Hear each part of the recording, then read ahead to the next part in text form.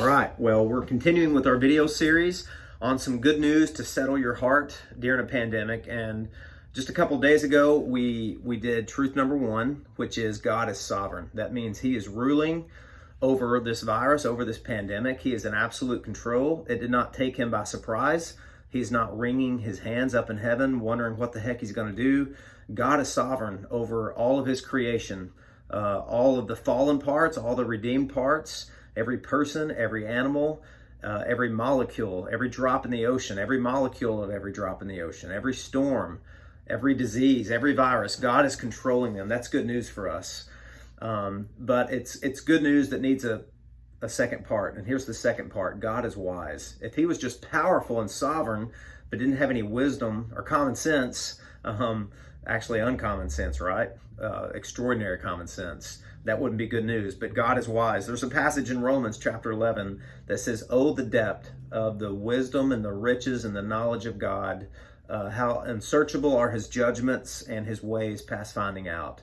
And that's just the Apostle Paul celebrating. Look, God is so wise in comparison to us. It's more of a contrast than a comparison, that we're just baffled. We have to just put our hand over our mouth because it's incomprehensible.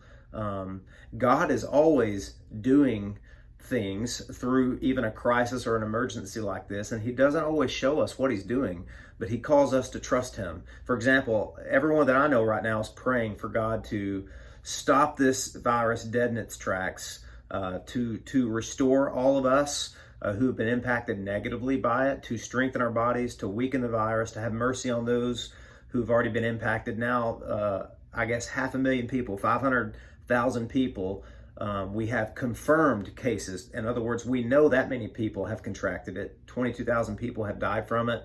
But that doesn't even take into consideration the people that have it and don't know it and may be spreading it right now. So we're wondering, what's God doing? But listen, God says, trust me, I know what I'm doing. Pandemics make great classrooms that test our faith, right? God's doing a million things. We may not see all of them, but one of them may be this. Maybe God is causing people in America especially to rethink their life at a deeper level. Because listen, worldviews are being questioned right now, aren't they?